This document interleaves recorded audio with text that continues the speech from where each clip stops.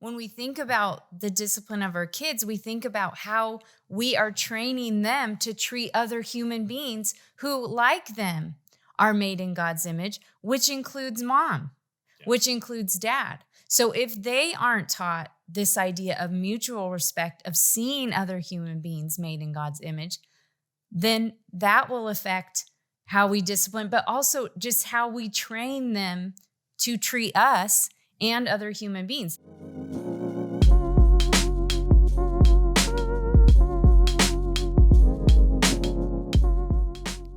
Welcome to the Maven Parent Podcast, where on this podcast, we try to help you become the best parent that you can be, ultimately reaching the pinnacle of parenthood, parenting nirvana. And we're the only podcast in the parenting podcast industry that offers a money-back guarantee. So if you don't become the best parent ever, then we'll give you back all the money that you've invested in this. In this free podcast. Okay. No, just kidding. This is the Maven Parent Podcast. I'm serious about that. And we are trying to take parenting and approach parenting worldviewishly, from a Christian worldview, to really see parenting and really all that we do, all that we teach and train our kids in and on, to approach it from and with the Christian worldview, which we'll talk more about that today, because we've got a very big topic today, prominent topic, important topic, and it's one of the issues we get the most questions on, and it's discipline. Yeah. And Your turn, Erin. Jump right in whenever you're ready. Don't leave me hanging. Yes, it is actually, I think the topic we get the most questions on is about discipline. I don't know if it's because we have 5 kids and people just assume. And they've seen what a wreck those kids are. Yeah, maybe they ask us about discipline to do the opposite of what we're doing once they get to know. How can I avoid what you guys have done with your kids? Yeah. And which I think is just normal. I mean, discipline is such a big part of parenting. But also I think one thing we hear a lot is that, okay, what do you guys do? Because what I do is not working. And just this feeling of, I think, I've tried different strategies and nothing seems to work. These kids just still aren't listening or doing what they're supposed to do. It just seems like it's not getting through. Yeah, which is puzzling to us, because when people ask us that, we are usually like, well, that's weird, because everything that we have done actually works. So I don't know what's so hard about this. Do you ever feel that way? Oh, yeah. I mean, a lot, actually. And just be honest. Last night you were weeping in my arms about our 9-year-old.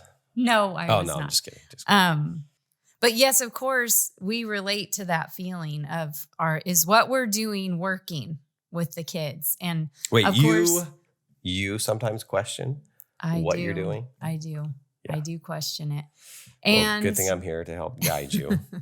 No, I actually, just a serious point here. It is important to just say from the get-go, as we talk about discipline in parenting, like, we don't have this like nailed down. We're not perfect parents.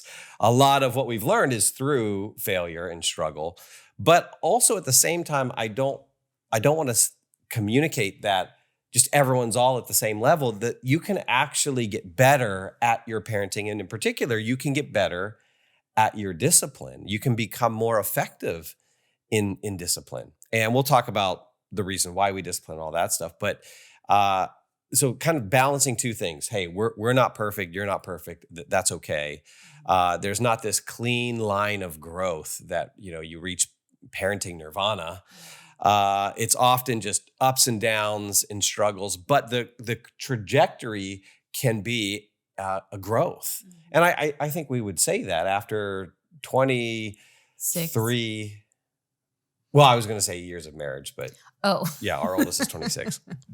I thought you were going to say 26 years of parenting. Yeah, well, no, and if anyone wants to know the story behind 23 years of marriage but 26 years of parenting, go back and watch the first episode.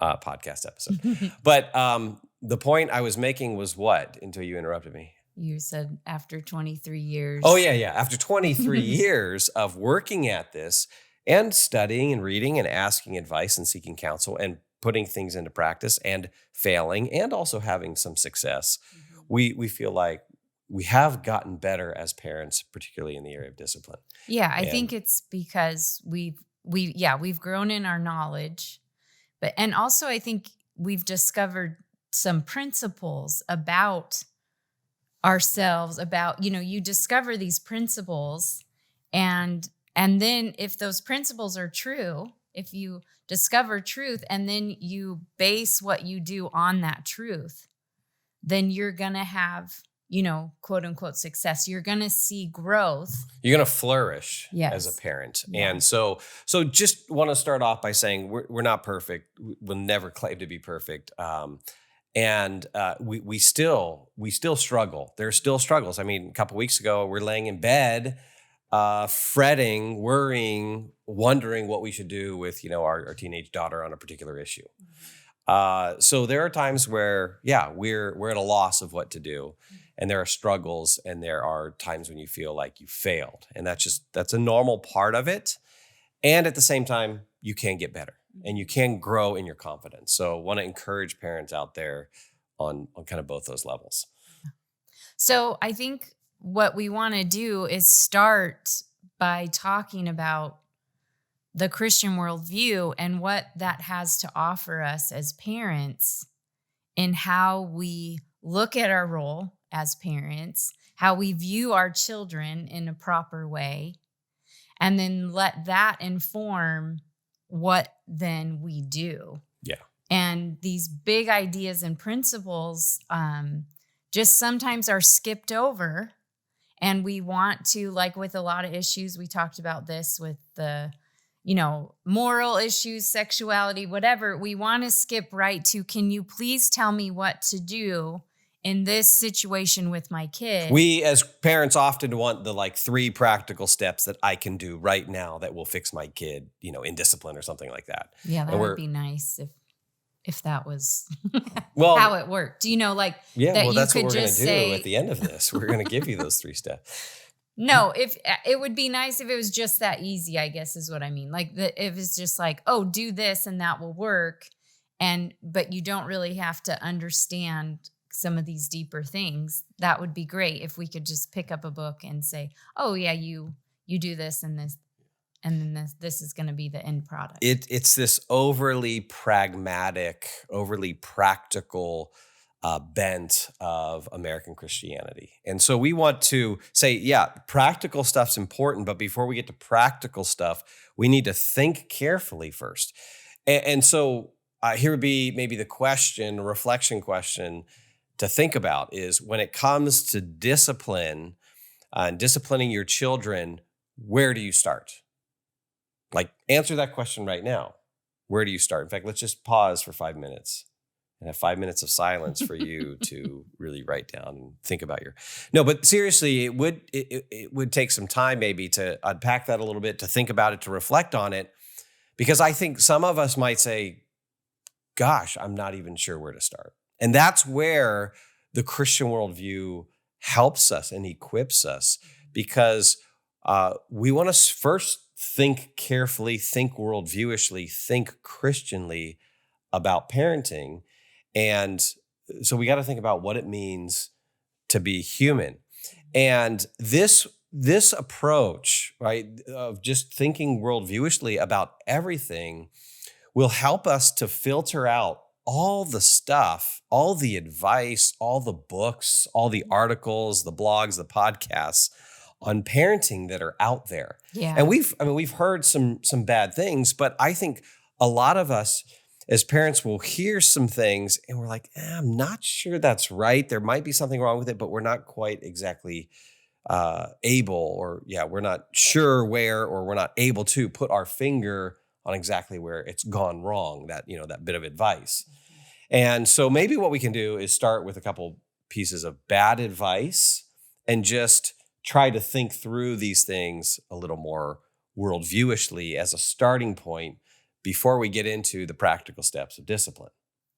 Yeah, because I think thinking about some of the lies maybe that we've believed actually, will help us build a, a solid foundation so that what we're doing is based on truth and not on a lie. Because of course, if what we're doing isn't based on truth, it actually isn't going to work. Okay, so that what you just said brings up, I think, a really good point for us to think about too. And this is kind of foundational worldview thinking, but thinking about the nature of truth, right? That there are objective truths out there, and these objective truths, when my belief or my idea matches up with reality or fits the way the world really is, then it's objectively true. And sometimes, and we can contrast that with subjective truths that turn out to just be personal preferences that aren't kind of out there in the world, but they're more in here. They're they're grounded in my preferences. And so when it comes to parenting, here would be a great question to reflect on is, do you think there are objective truths about the nature of kids, the nature of parents and parenting, the practical steps we take? Are there some deeper truths here, or does it just all turn out to be personal preference? Like, you have your personal preference of parenting style. We've got our personal preference when it comes to parenting style. If that's the case, then you might as well shut off this podcast. Well, no, don't shut it off, because we want to convince you that wouldn't be the case.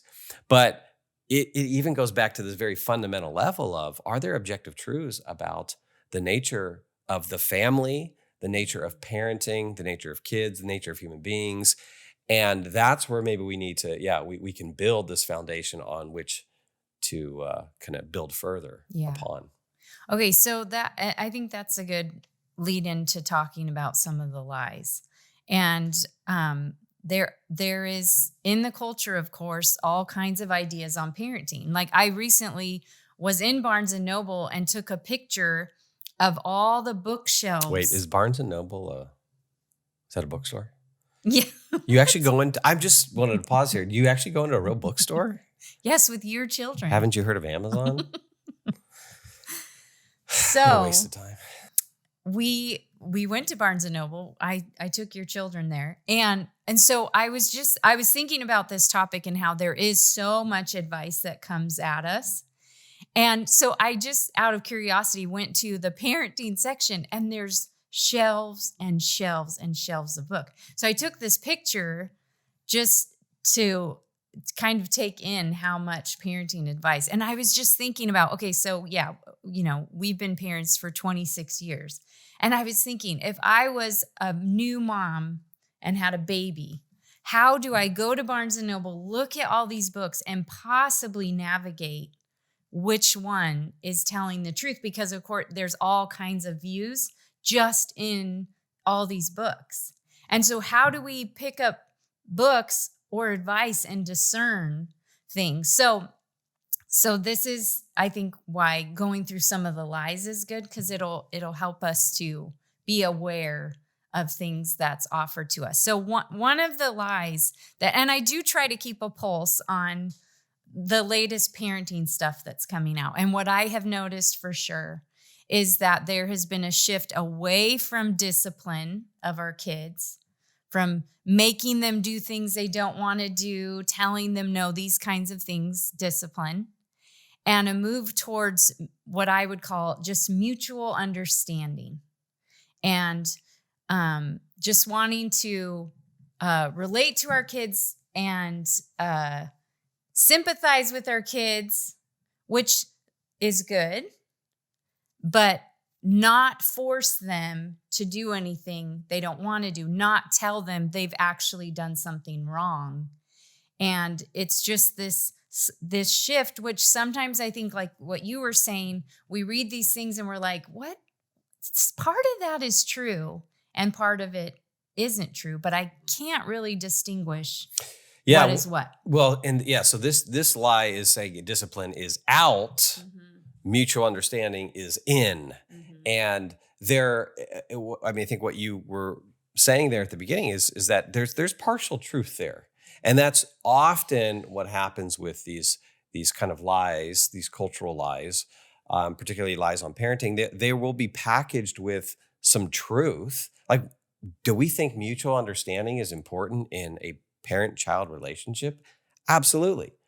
But so it takes a little bit of truth and then mixes it with a lie and then undercuts the whole enterprise of discipline. Mm-hmm. So, one blog that I came across not too long ago that I think highlights this well, and of course, there's lots of examples we could give, but so it was a blog by Eloise Rickman, who writes. She has a website and writes, and actually has written a book called Extraordinary Parenting. But she wrote a blog titled "Why I Don't Discipline My Daughter," and so she made her purpose very clear up front, that she doesn't discipline her daughter. And so here's some of the quotes from her blog.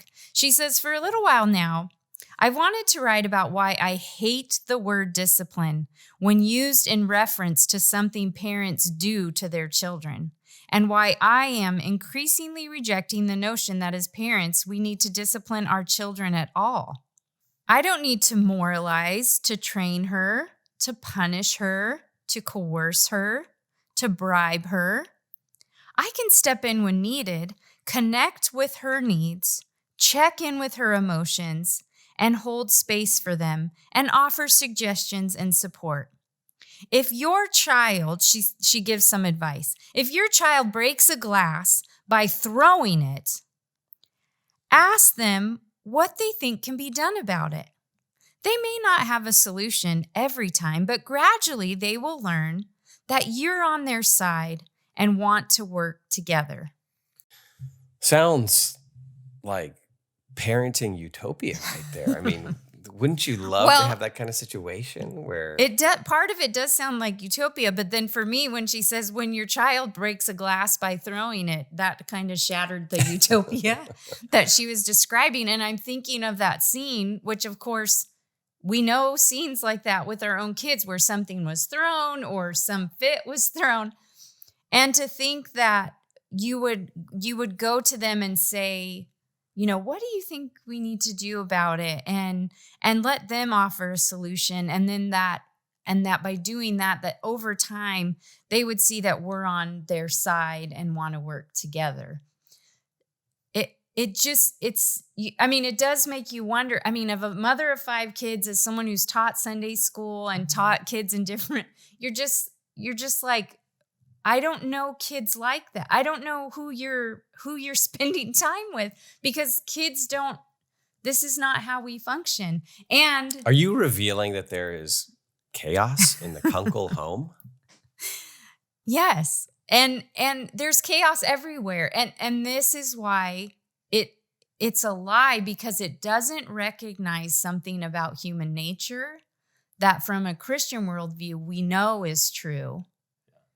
And something like this, because it is a falsehood, mm-hmm. It can actually make you feel really bad and guilty and maybe shameful about your own parenting, because you read that and you're like, is that even possible to, like, my kid just smashes something and I just walk in with this Zen presence, and I'm just going to hold space for you right now, little child, as you scream and and there's I'm a lot always of like, us. what does that look like in Target? I mean, it's like, it's one thing at home when you're by yourself even, but then it's like, how does this practically work out when you're at Target or at grandma's house or at the park? I mean, and that's why I think it a lot of us, we hear that, and it might, there's a part of it that's appealing. Mm-hmm. Like, it sounds so peaceful and so calm and confident. And of course, that's great. We want to reach maybe a little more peace,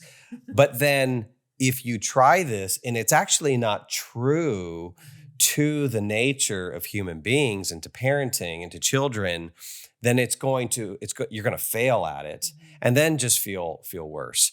And so, if you hear something like that and you think, gosh, mutual understanding sounds good and it sounds peaceful, and yet my house or my life or my kids or whatever just seems like so far from that, so much more chaotic. So you're probably part of the huge majority who's experiences the chaos and the messiness and doesn't necessarily fit with this. And this is why I think the falsehoods can be dangerous, because they can actually make you feel worse about your parenting and make you feel more like a failure. And then they ultimately they don't work because they don't fit with human nature. And I think when approaching a lie like this, maybe the first question to ask is, well, what is meant? And that's why you read from her blog, because if someone says kind of discipline's out, mutual understanding is in, well, we need unpack that for me. And she basically says, yeah, discipline, I don't want to discipline. I want to do these other things. Mm-hmm. So discipline is punishing or moralizing or coercing. Instead, I want to create this emotional space for them. So when you hear some of these phrases, the first thing to do is just to say, well, what do you mean by that? Unpack that more. And so discipline is out, mutual understanding is in. Now we have an idea of what she means. Now we're able to evaluate it a little bit more. Yeah, and before we do that, because I do want to do that, I just want to make clear we're not actually even just picking on her. Like this is one example, but I could have picked tons of examples. This is an example that was really clear and demonstrates this movement that I'm talking about. Another one, because it is just kind of rampant in a lot of parent stuff, but another one is a Parents Magazine article that I happened upon in the doctor's office with one of our kids. And the article intrigued me because it said in their discipline section, and then the title was Just Ignore It. And so I thought, okay, let's see what they say about discipline. And so the whole article was about just ignoring our kids when they do things that we don't want them to do, or even what it said, were bad behaviors. It even used that word, but it gave a list in the article of 15 behaviors to just overlook with your kids. And it included, out of these 15 behaviors, it included things like whining, cursing, being disrespectful, my favorite, kicking your seat while you're driving. What about this one? Hitting your parent in the head with a bat. No, Overlook that one. I mean, might as well put it on there. Just overlook everything your kid decides to do. So the argument behind ignoring this behavior instead of addressing it and, for example, telling them to stop kicking your seat is that we don't give attention to that. And so then eventually that behavior is just going to go away. And so underneath that advice, there's beliefs about human nature. Do you guys see that? So the advice is just ignore it because it inevitably will go away. So there's beliefs about human beings when someone says that. Yeah, it's like don't discipline, instead give mutual understanding. Mm-hmm. And this is, I think, the thing to think about with so many issues is what is the view of human nature that's underneath this? Like, what does it mean to be human? And how you answer that question will inform you on these kinds of things. And I think what's going on underneath a lot of this parenting advice is there is a view that human beings fundamentally are morally good. And so it's external things that make us bad. It's external things to a child, not getting the love and attention they need, not getting the nurturing they need. And it's those external things that then result in these particular behaviors, but there's nothing internal to the child themselves that would, cause them to act, in these ways. So if that's the view, then what do? Well, you do whatever you can to remove those external causes, create the right kind of environment, offer the nurturing that the child needs, and those bad behaviors will just kind of eventually fall to the wayside. Yeah. So it begins with this view that human nature in its moral aspects is basically good. Yeah. And of course, we would evaluate that from a Christian worldview and say, well, that is false, and therefore it's an improper starting point. And that's why fundamentally these pieces of advice, these on parenting, this kind of approach to parenting is going to go off the rails. It's not based on a real view of human nature. Yeah, and I think so. Sometimes these lies are wrapped in like half truths. So, because later on she talks in the article, she talks about her and her daughter, and she says we're just two human beings who are of equal worth. And to that we would say, amen, absolutely. And so it's kind of wrapped in this lie of human beings are good in their intrinsic value. You know, that we are made in God's image. And so we are good in that sense. We are a good creation. But it ignores this other truth about. So there is the two truths about human beings. We're made in God's image and therefore valuable beyond measure. And we're also worthy of dignity and respect. So that's why something like mutual self-understanding resonates with us, because we know that child, even though they're a child, they're still a person, and they're a person made in God's image. And so therefore it's appropriate to foster mutual mutual understanding between the parent and the child. Yeah. So, and there's the half truth. Yeah. And it's worthy for parents to think about what is going on with a child when there is issues. That's a worthy thing for parents to think about. And I just mentioned that there's the half truth, but it's a full truth, but it's a half truth when then you take the other part of human nature and dissect that out.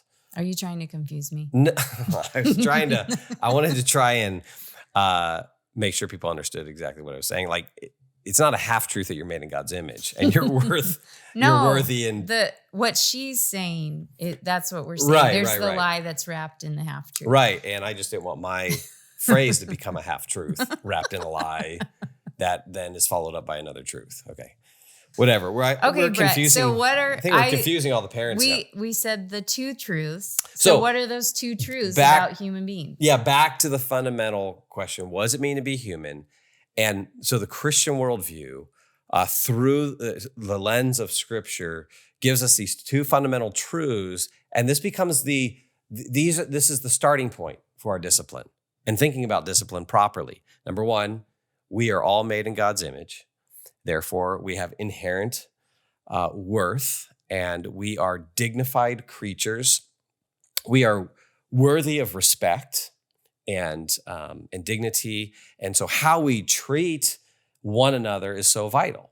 And so that has to be a consideration when we're talking about discipline with our child, because we may have this negative connotation in our mind with discipline, that discipline is me yelling at the child, discipline is me belittling the child, discipline is me, whatever, and it might carry this negative connotation. No, discipline starts with seeing the child as a person made in God's image, worthy of dignity and respect. Yeah, and also not, the child isn't the only one made with dignity. The parent is too. And the child's friends and the child's sibling. And so do you see how that informs how we teach our children to treat other people, including how they treat us? This idea of mutual dignity and respect means that when we think about the discipline of our kids, we think about how we are training them to treat other human beings who, like them, are made in God's image, which includes mom, which includes dad. So if they aren't taught this idea of mutual respect, of seeing other human beings made in God's image, then that will affect how we discipline, but also just how we train them to treat us and other human beings. So see, it's just, this idea is actually, I think, just so much more foundational than we realize sometimes in the day-to-day thinking about our kids, what we allow them to do to us, things like that. So yeah, I think that's a really good point. I'm glad you brought that up, because that expands even the implications of our view of human nature. So yeah, you want to discipline the kid uh, and have their behavior corrected at times because they're now not treating mom or dad like an image bearer either. So that's, I think, a very, very good point. The implications are huge. So it's not just the view of that child, but then all the other people around us. And then the second piece of this then is, so even though we have this inherent worth and dignity, and we're good, we're created by God, so we're good in terms of our value as human beings, there is also moral corruption. And this is, I think both those doctrines kind of help balance our view. So we're not saying human beings are moral rebels and they're morally corrupt and they're sinful and therefore they're also worthless. No, we've got the grounding in the Christian worldview for their worth and dignity. And at the same time, we have an explanation for why human beings do such horrendous things and why that little kid who you bring home from the hospital will quickly turn on you like our own kids have done. No, I'm just kidding. So you have this view of sinfulness, which helps explain the moral corruption, the depravity. Which helps us as parents, I think. I mean, you just think about if you know this truth as a parent that we have this, we will rebel, then when your kids do rebel, you're not surprised, and we come at it with this expectation that our kids will rebel and that they will need us to help correct them. And so if you don't hold that truth, then it's going to affect the way you treat your kid. And that's why these two truths, we're made in God's image, so we're valuable, deserving of dignity and respect, but that we're also rebellious and we will rebel. If that's one way we can navigate parenting, resources, advice, everything, because if you read a resource that doesn't recognize one of these two things, that just is kids are rebellious, so you just need to crack the whip and it doesn't matter what their personality is, and so you're not even considering the child and that they're, and it's just kind of demeaning to children. Well, you could reject that because you would say, well, this doesn't even respect children as human beings. And then in the same time, you can reject something that says, just ignore it. Let your kid kick you. Let your kid curse at you, because eventually they're going to grow out of that. Well, we know that isn't true because we understand human nature. And so then these two principles alone can help us to navigate what advice and what we will give authority to in helping us to become the parents that our children need us to be. Yeah, and then these doctrines have implications for other views as well. So the idea that we're morally corrupt and morally rebellious, and what's implied there, what's assumed there, is that there's a moral standard, that God is a moral being himself, and from him flow these objective moral laws and moral truths, and then we have these moral obligations, right? Those aren't just personal preferences. Our standards of behavior aren't just merely personal preferences, but these actually flow from God's nature. So you have these objective standards. So when parents, experts say things like, well, I don't need to correct bad behavior or moralize, you can look at that and go, wait a second. Well, what's it mean to moralize? To point to moral truths that we're to live in obedience to? Well, if that's the case, then that's not going to fit with a biblical worldview on these things. So we're giving kind of the basics of, hey, here's human nature, image of God, fallenness of man. There's more there that we just have to unpack. And this is why, as parents, we've got to be theologians. Yeah. We got to be theologians, not professional theologians, but theologians nonetheless. Yeah, and this is stuff that Scripture's so clear about. Romans 3, there's none righteous, not one. Jeremiah 17:9, that talks about the heart being the most deceitful. The Proverbs, the book of Proverbs alone is full of instructions for parents in disciplining their children, because it comes from this idea, of course, that children need this instruction. And so, yeah, we need to be theologians. We need to know the scriptures. We need to know truth, because this helps us as parents to give us the courage we need.